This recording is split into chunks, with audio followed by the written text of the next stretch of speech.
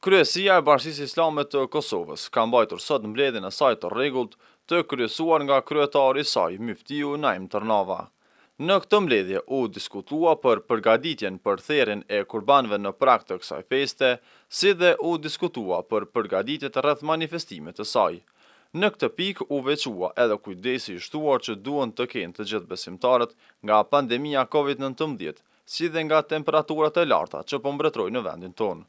Gjatë kësaj mbledhje, si pikë e rendit të ditës, u shqyrtua dhe u miratua raporti shoqatës humanitare Bereqeti për aksionin e saj, Sofra e Ramazanit, e cila ishte përsëri pranë besimtarëve në gjithë Kosovën.